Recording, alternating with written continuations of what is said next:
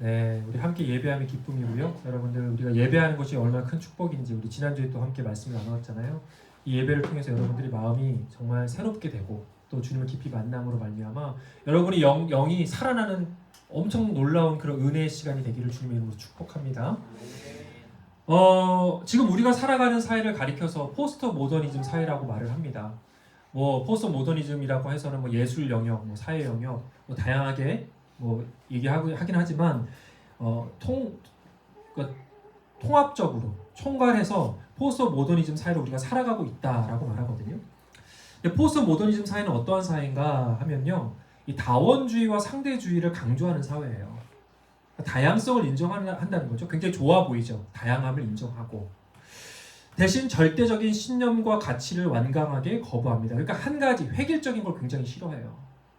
그래서 포스트 모더니즘 사회에서 이 절대자인 하나님과 절대적인 진리라는 개념은 굉장히 거북스러운 거예요. 불편한 겁니다. 그래서 이러한 사회에서 기독교는 저항해야 할 권위주의의 표본인 거예요. 표본. 그런데 그렇게 절대적인 기준과 가치를 부인하기 때문에 결국 세상이 어떻게 되냐면요, 계속 상대적인 기준과 가치를 따라 살아가게 되는 겁니다. 또 어디에도 절대적인 진리가 없으니까 모두가 진리라고 여기는 거예요. 내가 믿는 것이 진리인 거예요. 너도 맞고 나도 맞고 너도 옳고 나도 옳으니까 서로 껴들지 말자 이거예요. 서로 너의 가치관 주장하지 말라는 겁니다. 이게 우리가 살아가는 세상이에요. 굉장히 좋아 보일 수 있지만 굉장히 혼란스럽습니다. 여러분, 만약 절대적인 선의 기준이 존재하지 않는다면요, 모든 행동과 말은 자연스럽게 개인적인 해석으로 그것이 선의 기준이 될 수 있다는 겁니다. 즉 자신의 경험, 자신의 신념, 자신의 생각과 자신이 추구하는 가치관, 그것이 곧 자신의 행동과 말의 기준이 되고 또 그것이 바로 자신이 판단하는 선의 기준이 될 수 있다는 것이에요. 여러분, 그럼 결국 모든 사람이 제각각 다른 옳고 그름의 기준을 가지고 말하고 행동하는 세상이 되지 않겠습니까? 굉장히 혼란스럽겠죠. 예를 들어 볼게요. 어떤 사람에게 거짓말이 괜찮을 수 있다라는 겁니다. 어떤 사람에게는. 거짓말 좀 하면 어떠냐? 거짓말 좀 해야 좀 인간답게 사는 거지. 어떻게 거짓말 안 하고 살아? 라고 생각하는 사람이 있을 수 있어요. 그런 기준을 가진 사람이 있을 수 있다는 거예요. 또 어떤 사람에게는 험담하고 또 뒷담화하는 게 옳다고 생각하는 사람도 있을 수 있어요. 사람이 꼭 뭐 그렇게 뭐 앞에서만 잘해야 돼. 뭐 뒤에서 뭐 얘기할 수 있지. 뭐 스트레스도 좀 풀리고. 그것이 전혀 나쁜 게 아니라고 생각할 수 있다라는 겁니다. 그것이 선이라고 생각할 수도 있다라는 거예요. 그렇게 해도 가책을 느끼지 않을 수 있습니다. 세상은 각각 자신들이 생각하는 그 기준으로 옳고 그름을 나누게 돼요. 그런데 그렇게 하다 보면은 우리가 사람이 제각각 다 다른데 100만이면 1000만이면 다 다르잖아요. 다 다른 사람이 각자 가진 기준으로 사람들을 판단하고 선을 행한다면 세상은 정말 혼란스럽고 무질서해지지 않겠습니까? 그런데 여러분, 하나님을 믿는 우리가 가지고 있는 선의 기준은 결코 상대적이지 않다라는 거예요. 우리 예수를 믿는 사람들은 하나님의 자녀들에게 옳고 그름은 결코 각자가 알아서 생각하고 믿는 것이 아니라는 것입니다. 그럼 무엇일까요? 당연하지만, 정말 당연하지만 우리의 선의 기준은 오직 하나님 한 분이에요. 하나님께서 선하다고 말씀하시는 것, 하나님께서 선한 일이라고 보여주신 것, 그것이 우리의 선이어야 하고 그것이 우리가 추구하는 선의 기준이라는 말입니다. 마태복음 19장 17절에 예수님께서 이렇게 말씀하셨는데요. 함께 읽어보겠습니다. 시작. 예수께서 그에게 말씀하셨다. 어찌하여 너는 나에게 선한 일을 묻느냐? 선한 분은 한 분이라. 내가 생명에 들어가기를 원하면 계명들을 지켜라. 예수님께서는 하나님만이 오직 선한 분이시다라고 선포했습니다. 말씀하셨어요. 선은 하나님 안에서 시작되고 하나님과 분리된 선은 결코 존재할 수 없다는 말입니다. 여러분, 우리는 그것을 믿는 그리스도인이에요. 우리 교회가 몇 주 전부터 시작된 1:1 제자훈련 인도자반을 정말 열심히 은혜 가운데 잘 진행하고 있습니다. 우리 성도님들 참석하고 계시는 우리 성도님들이 정말 열심히 하고 계세요. 그리고 2주 전에는 우리가 죄에 대해서 함께 이야기를 나눴습니다. 죄가 뭐냐? 세상에서 말하는 죄는 문화적, 역사적, 지리적 기준에 따라서 변하는 상대적인 개념인데 반해서 성경에서 말하는 죄의 개념은 명확하다고 했죠. 뭐라고 했습니까? 하나님의 절대적 기준에서 벗어나는 것. 하나님의 기준에서 벗어나는 것이 죄라고 함께 이야기를 나눴어요. 그래서 세상에서 괜찮다고 하는 것도 죄일 수 있는 거예요. 세상에서 죄 아니야 라고 말하는 게 우리에게는 죄일 수 있다는 거예요. 여러분, 돈을 사랑하는 것, 세상 사람들이 뭐라고 합니까? 아니요, 오히려 그것을 지지하고 응원해요. 더 사랑하라고 말합니다. 저는 한국에서 서점에 갔는데 돈을 사랑하라는 그 책들이 굉장히 많더라고요. 막 베스트셀러에도 있고. 돈을 사랑해야 돈이 따라온대요. 그래야 너가 부자가 될 수 있다고 얘기해요. 그러나 성경은 뭐라고 말합니까? 디모데전서 6장 10절에 돈을 사랑함이 모든 악의 뿌리가 된다라고 분명하게 말하고 있어요.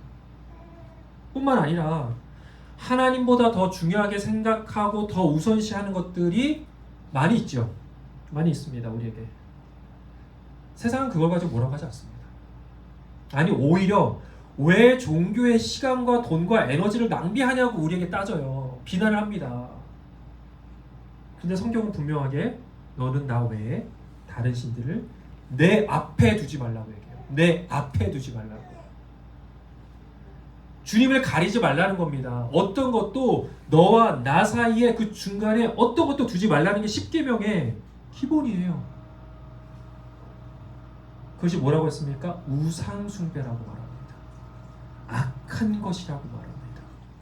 여러분, 분명하게 성경은, 하나님은 우리에게 기준을 얘기하고 있다는 거예요.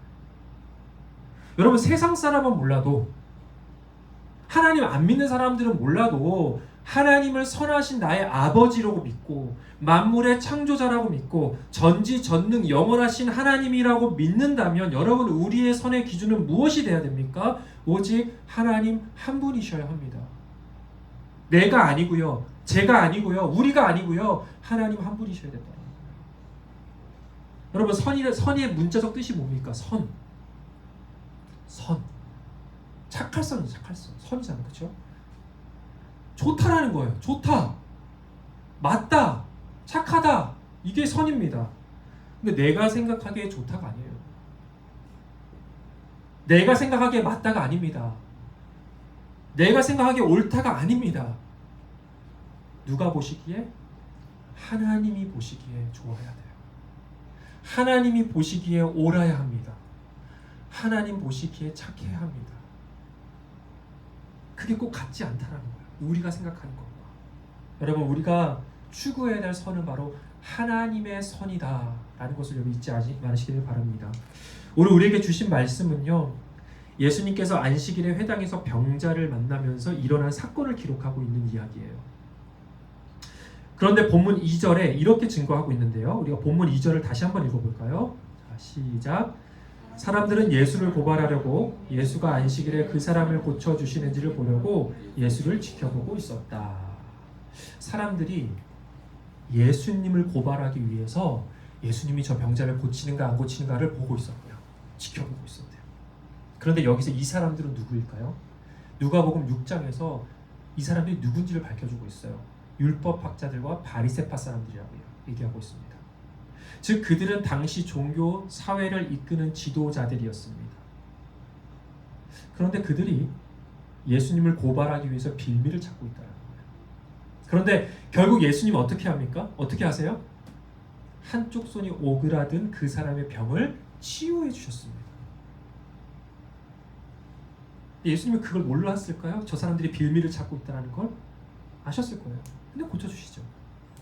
그러자 본문 6절에 그 사람들이 어떻게 했는지를 밝혀줍니다. 본문 6절의 말씀을 다시 읽어보겠습니다. 시작. 그러자 바리새파 사람들은 바깥으로 나가서 곧바로 헤롯 당원들과 함께 예수를 없앨 모의를 하였다. 예수님께서 안식일의 병자를 고쳐주신 이 일로 인해서 율법학자들과 바리새파 사람들은 매우 분노하고요. 이에 예수님을 없앨 방법을 헤롯 당원들, 당시 정치 지도자들, 기득권자들에게 얘기해서 함께 모의를 했다는 거예요. 어떻게 없애버릴까. 그런데 여기서 그런 생각이 듭니다. 이 사람들은 종교 지도자들이에요. 바리새파 사람들, 율법학자들. 이들의 기준으로 볼 때 예수님은 뭐 한 겁니까? 안식일 어긴 거예요. 어긴 거잖아요. 어긴 거예요. 사실 유대 율법에는요, 안식일에 병자를 고칠 수 있다는 내용이 있어요. 다만 생명이 아주 위태롭고 위급한 상황에만 가능하다고 나옵니다. 그러니까 당장 죽을 것 같은 사람이 있다면 그 사람을 고칠 수 있다는 거예요. 그러니까 안식일 예외법인 거예요.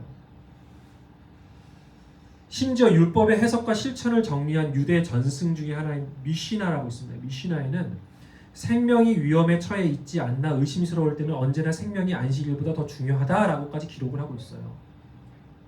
그런데 이 바리새파 사람들이 생각할 때는 손이 오그라든 저 사람이 생명이 위독하진 않거든. 위태롭지 않거든. 당장 죽을 것 같지 않거든요. 그런데 예수님이 이 사람을 치료해 주셨다는 거예요. 그러니까 이들의 관점에서 볼 때, 이들의 선의 기준으로 볼 때는 예수님은 분명 뭐 한 거예요? 안식일? 어긴 겁니다. 그렇잖아요. 말씀이 그렇게 나오고 있잖아요. 그래서 이들이 그것에 대해서 분명 지적할 만한 거예요. 제가 바리새파 편 같죠. 아니, 목사님이 예수님의 편을 안 들고 어떻게 바리새파 사람들의 편을 드나 생각이 들지 모르겠어요. 그런데 당시의 종교의 틀에 갇혀 있던 이들에게 있어서 예수님을 비난하던 이들을 우리가 돌을 던질 수 있겠냐라는 거예요. 그런데 문제는 이게 아니에요. 자, 여기까지 이야기하면 제가 종교 지도자들 편드는 것 같아요. 그런데 문제는 거기가 아니라 어디에 있었나? 본문 5절의 말씀을 개역개정 말씀으로 다시 한번 읽어보도록 하겠습니다. 시작. 그들의 본문의 5절, 개역개정 말씀을 제가 따로 안 드렸던 것 같아요. 그래서 요거 말씀 다시 읽어볼게요. 시작. 예수께서 노하셔서 그들을 둘러보시고 그들의 마음이 굳어진 것을 탄식하시면서 손이 오그라든 사람에게 말씀하셨다. 손을 내밀어라. 그 사람이 손을 내미니 그의 손이 회복되었다. 이게 개역개정에는 어떻게 나와 있냐면요.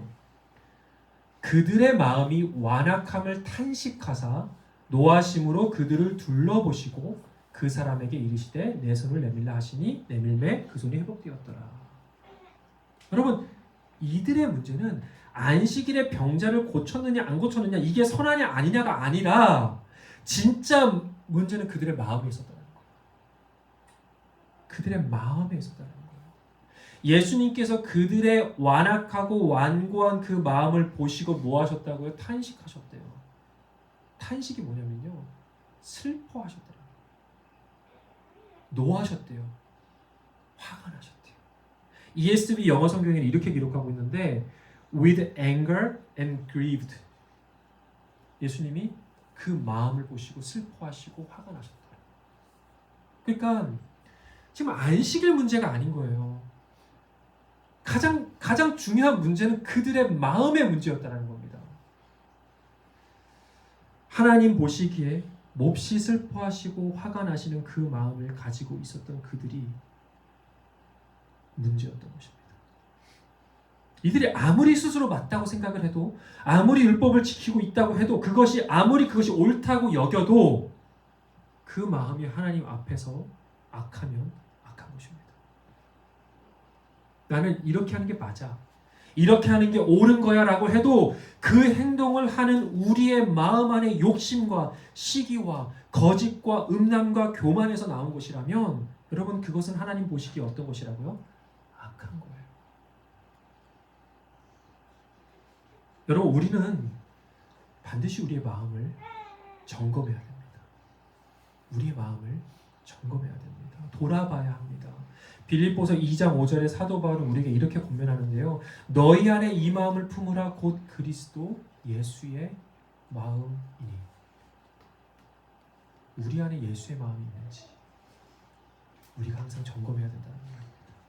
예수의 마음으로 우리 주변을 잘 살피고 있는지, 예수의 마음으로 사람들을 돌보고 예수의 마음으로 그 마음으로 하나님을 마음 다해 사랑하고 있는지, 예수의 마음으로 이웃을 그렇게 사랑하고 있는지, 내가 예수의 마음으로 예배를 드리는지, 예수의 마음으로 공부를 하고 있는지, 하나님 기뻐하시는 그 마음으로 내가 사역을 하고 사람들을 만나고 내가 말을 하고 있는지, 내 마음의 중심을 살펴보아야 한다라는 것입니다. 여러분, 우리가 어떠한 생각을 하고 어떠한 행동을 할 때 우리가 어떠한 마음으로 하고 있는가는 정말 중요한 것입니다. 그 누구보다 믿는 자들에게 중요한 것입니다. 믿지 않는 자들, 세상 사람들 사실 모르죠. 어떻게 하고 그 마음이 뭐가 있는지 아무도 모릅니다. 겉에 보는 것만 우리가 바라보기 때문이죠. 하지만 우리 믿는 자들은 다르다는 거예요. 왜요? 하나님은 우리의 중심을 보시는 분이시기 때문입니다.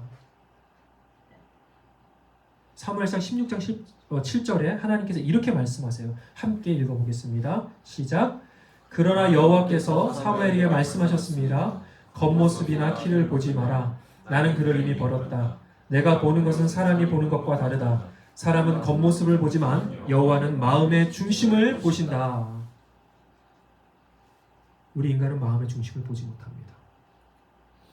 상대방이 그 마음 안에 나를 싫어하고 음해하고 비난하면서도 내 앞에서는 나에게 미소를 지을 수 있습니다. 나에게 좋은 말로 나에게 이야기할 수 있습니다. 그러나 사람은 속여도 하나님을 속이지 못합니다. 우리가 사람을 속일 수는 있지만 하나님을 속일 수는 없습니다. 여러분, 이건 아주 무서운 진리입니다. 그래서 사람의 눈으로 볼 때는 아무리 훌륭한 사람처럼 보이고 겸손하고 따뜻한 사람처럼 보일 수 있습니다. 우리가 그렇게 치장할 수 있습니다. 그러나 그 안에, 그 속에 그 중심이 하나님 보시기에 선하지 않다면 여러분, 그건 선하지 않은 것입니다.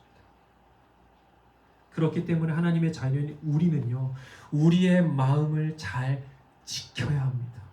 잠언 4장에 모든 지킬 만한 것 중에 더욱 지켜야 하는 것은 바로 마음이라고 하고 있어요. 왜냐하면 그곳에서 생명의 근원이 나기 때문이다 라고 얘기하고 있습니다. 여러분, 여러분의 마음의 건강은 어떻습니까? 여러분의 마음의 마르페는 어떻습니까? 하나님께서 기뻐하시고 칭찬하시는 마음으로 살아가고 계십니까? 정말 건강한 그리스도인은 예수의 마음을 가지고 하나님께서 기뻐하시는 마음으로 세상을 살아가는 것입니다. 로마서 12장 2절에 이 세대를 본받지 말고 오직 마음을 새롭게 함으로 변화를 받으라 라고 나와 있습니다. 우리의 마음을 새롭게 해야 합니다. 성령으로 말미암아, 예수로 말미암아, 하나님의 은혜로 말미암아 우리는 새롭게 되어야 합니다. 오늘 예배를 드리시는 사랑하는 성도님 모두의 마음이 성령으로 말미암아 새롭게 되시기를 주님의 이름으로 축복합니다. 그 새로운 마음으로 우리는 선을 행하는 것입니다. 그리고 그 마음은요, 빌립보서 4장이 또한 이렇게 증거하고 있습니다. 함께 빌립보서 4장 6절에서 7절 말씀 함께 읽겠습니다. 시작. 아무것도 염려하지 말고 모든 일을 오직 기도와 간구로 하고 여러분이 바라는 것을 감사하는 마음으로 하나님께 아뢰십시오. 그리하면 사람의 헤아림을 뛰어넘는 하나님의 평화가 여러분의 마음과 생각을 그리스도 예수 안에서 지켜줄 것입니다. 여러분, 염려하지 말고, 근심하지 말고, 불안해하지 말고 어떻게 하라고요? 모든 일에 기도와 간구로 하나님께 묻고 하나님께 듣고 하나님 안에 거할 때 어떻게 된다고요? 세상이 줄 수 없는 놀라운 하나님의 평화가, 기쁨이 우리의 마음 가운데 차고 넘칠 것이라고 약속하셨습니다. 그 약속을 믿으십니까? 사랑하는 여러분, 그 마음으로 살아가시기를 축복합니다. 예수의 마음으로 살아가시는 저와 여러분 모두가 되기를 주님의 이름으로 축복합니다. 감사의 마음으로 사십시오. 겸손한 마음으로 사십시오. 청결한 마음으로 사십시오. 사랑의 마음으로, 용서의 마음으로 여러분의 마음이 항상 가득하기를 주님의 이름으로 축복합니다. 그런데 여러분, 우리의 마음의 선함도 중요해요. 그런데 우리의 행함도 중요하고, 우리의 선함도, 우리의 선한 마음도 중요하고, 우리의 선한 행위도 중요합니다. 우리의 행함의 선함이 반드시 따라와야 합니다. 예수님께서는 항상 선한 마음으로 그에 따른 선한 행함 또한 보여주셨습니다. 진정한 선함은요, 결국 행함으로 이어지게 되어 있습니다. 마태복음 12장 33절에서 35절 말씀이 이렇게 기록되어 있습니다. 함께 읽어보겠습니다. 나무가 좋으면 그 열매도 좋고 나무가 나쁘면 그 열매도 나쁘다. 그 열매로 그 나무를 안다. 독사의 자식들아, 너희가 악한데 어떻게 선한 것을 말할 수 있겠느냐? 마음에 가득 찬 것을 입으로 말하는 법이다. 선한 사람은 선한 것을 쌓아 두었다가 선한 것을 내고 악한 사람은 악한 것을 쌓아 두었다가 악한 것을 낸다. 맞는 말 아닙니까? 예, 선한 마음이 있다면 그것은 선한 행함, 선한 열매로 드러나기 마련이고요. 그 마음이 악하다면 악한 열매를 맺는 것입니다. 그런데 여기서 우리가 주목해야 할 예수님의 말씀이 오늘 본문에 등장합니다. 함께 오늘 본문 4절의 말씀 다시 한번 읽어볼까요? 시작. 그리고 예수께서 그들에게 말씀하셨다.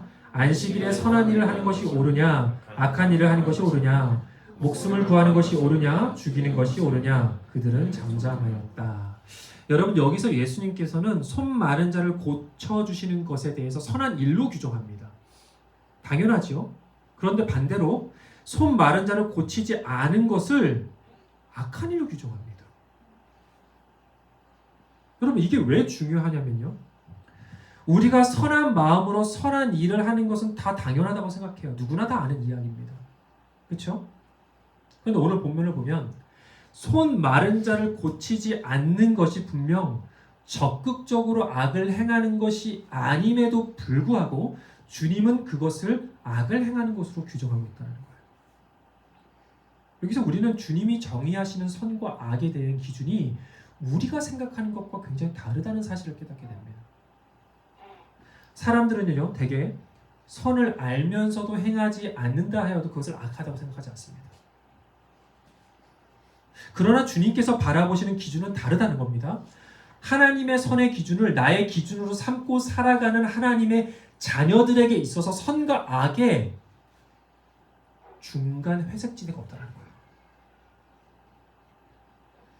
구체적으로 선을 알면서도 대수롭지 않게 여기거나 무엇이 선이고 악인지 알면서도 침묵을 하고 있다거나 선을 알면서도 적극적으로 그 선을 행하지 않는다면 그것은 하나님 보시기에 악한 행위라는 겁니다. 여러분, 굉장히 이분법적이죠. 어찌 보면 굉장한 흑백 논리처럼 보여집니다. 그러나 우리는 세상의 기준을 살아가는 사람들이 아니에요. 세상은 굉장한 다양한 기준을 펼쳐놓습니다. 다양한 스펙트럼을 보여줘요. 이 중에 하나 골라 라고 얘기합니다. 하지만 하나님 보시기에는 하나님은 악과 선이 분명합니다. 우리는 세상의 기준을 살아가는 사람들이 아니죠. 하나님의 선의 기준을 가지고 살아가는 사람들입니다. 야고보 사도가 그것을 우리에게 이렇게 확인시켜주고 있어요. 함께 야고보서 4장 17절의 말씀을 함께 읽어보겠습니다. 시작. 그러므로 사람이 해야 할 선한 일이 무엇인지 알면서도 하지 않으면 그것은 그에게 죄가 됩니다. 야고보 사도가 분명하게 얘기하고 있습니다. 우리가 악을 행치 않는다 할지라도 우리가 아는 선을, 우리가 해야 할 선을 적극적으로 행하지 않는다면 하나님을 믿는 자들에게 그것은 악이요 죄라고 얘기하고 있잖아요. 분명하게 말하고 있습니다. 미가서 6장 8절에 미가 선지자는 선을 행하지 않는 자들에게 이렇게 책망하고 있어요. 함께 읽겠습니다. 시작. 너 사람아, 무엇이 착한 일인지를 주님께서 이미 말씀하셨다. 주님께서 너에게 요구하시는 것이 무엇인지도 이미 말씀하셨다. 오로지 공의를 실천하며 인자를 사랑하며 겸손히 내 하나님과 함께 행하는 것이 아니냐. 공의가 무엇인지 안다면, 정의가 무엇인지 안다면 너의 하나님의 자녀들아 가만히 있지 말라는 겁니다. 가만히 우두커니 그렇게 서 있지 말라는 것입니다. 우리는 하나님의 자녀들이기 때문에 하나님께서 요구하시는 선하고 착한 일이 무엇인지 안다면 반드시 우리는 그것을 실천해야 하는 하나님의 자녀들이라는 것입니다. 그것이 바로 선한 것입니다. 그것이 바로 선한 것입니다. 여러분, 홀로코스트 아시죠? 홀로코스트. 인류 역사상 가장 끔찍한 집단 학살입니다. 2차 세계대전 기간 동안에 이 홀로코스트로 600만 명의 유대인들이 죽었어요. 이 홀로코스트는 인간이 얼마나 악할 수 있는지를 아주 잘 보여준 사건입니다. 인간의 죄성이 얼마나 무서운가를 보여줬어요. 그런데 이 대량 학살을 주동한 히틀러와 나치 정권은 사실 수많은 그리스도인들의 침묵과 반감 가운데 탄생한 악이었다는 사실 아십니까? 히틀러 나치 정권이 등장할 때 수많은 기독교인들이 히틀러에게 열광했습니다. 심지어 뭐라고 했는지 아세요? 당시 독일이 경제적, 정치적 혼란을 해결할 수 있는 구세주라고 말했습니다. 적극적으로 기독교인들이 히틀러를 세워줬습니다. 그리고 기독교인들 안에 그 마음 가운데 유대인들에 대한 혐오심을 조장시켰습니다. 그리고 그거를 풀어줬어요. 그리고 그렇게 탄생한 나치 정권이 이제는 홀로코스트를 자행하고 있음에도 불구하고 기독교인들이 침묵하고 방관했습니다. 왜요? 내가 세웠으니까. 4,500만 명의 개신교인들이 독일에 있었습니다. 2,200만 명의 카톨릭 신자들이 거기에 있었습니다. 당시 독일 인구의 대부분이 기독교 신자들이었습니다. 그리고 결과적으로 그 침묵은 나치 정권의 악행을 더욱 견고하게 유지하는 데 기여했습니다. 물론 그 중에는요, 보네퍼 목사님 같이 나치 정권의 불의함을 비난하고 소리쳤던 소수의 분들도 계셨어요. 그것이 선입니다. 이렇게 하는 게 선입니다. 그런데 그렇게 선을 행해서 어떻게 되었냐? 형장의 이슬로 사라지게 되셨습니다. 물론 사라지지 않으셨죠. 영원히 주님 옆에 계실 겁니다. 여러분, 하나님께서 누구를 더 기뻐하실까요? 누구를 칭찬하실까요? 누구를 너가 나의 선을 지키고 행한 하나님의 진정한 자녀라고 말씀하실까요? 여러분, 영국의 철학자 에드먼드 버크는 악이 승리하는 데 필요한 유일한 조건은 선한 사람들이 아무것도 하지 않는 것이다 라는 유명한 말을 남겼습니다. 이 시대의 수많은 폭력과 불의와 부패는요, 사실 정의와 자비를 외쳐야 하는 수많은 그리스도인들의 침묵 때문 아닌지 우리가 스스로 돌아보아야 합니다. 저는 최근에 힘든 일을 겪으면서 누가복음 10장에 예수님께서 말씀하셨던 선한 사마리아인의 비유가 마음에 참 깊이 와닿았습니다. 강도를 만나 거의 죽어가고 있던 한 사람을 보고도 지나쳤던 제사장과 레위인, 분명 그 사람이 죽어가는 것을 보고도 내일이 아니라고 생각하며 지나쳤습니다.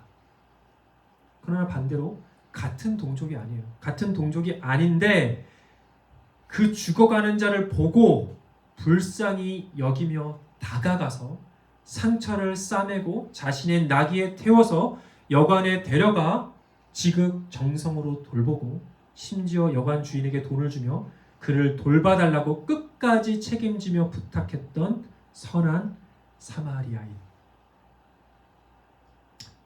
예수님은 그가 진짜 우리의 이웃이라고 말하고 있습니다. 그 선한 사마리아인이 진짜 선을 행한 사람이라고 말하고 있습니다. 사랑하는 여러분, 누군가 여러분 주위에 불의한 일을 당하고 있다면 결코 침묵하지 마시길 바랍니다. 어떠한 대가 지불이 있어도 적극적으로 정의를 외치고 불의에 맞서 싸울 수 있는 하나님의 선을 행하는 하나님의 사람들이 되시기를 주님의 이름으로 축복합니다. 에스겔서 33장에 하나님은 파수꾼이 경고하지 않아서 누군가 이 일로 피해를 받는다면 하나님은 그 책임을 반드시 파수꾼에게 물으시겠다고 경고하셨습니다. 여러분, 우리는요, 이 땅에 선을 행하고 지키는 파수꾼임을 믿습니다. 그것이 우리의 부르심이라고 믿습니다. 그래서 우리는 불의에 대해 잘못되었다고 적극적으로 소리치고 정의를 앞장서서 행하며 거짓과 악행에 힘을 다해 저항하고 약하고 소외된 자들을 마음 다해 돌보고 보호하는 것, 바로 우리가 반드시 행하고 지켜야 할 선인 것입니다. 사랑하는 여러분, 여러분을 통해서 저는 하나님의 선이 분명하게 세상 가운데 드러나기를 주님의 이름으로 축복합니다. 여러분이 있는 모든 곳에서 불의와 거짓이 떠나가기를 축복합니다. 오직 하나님의 정의와 선이 충만하게 임하기를 저는 간절히 기도합니다. 하나님의 선을 지키는 파수꾼으로 기쁘게 살아가시는 마르페 모든 교회 성도님들 되시기를 주님의 이름으로 축복합니다.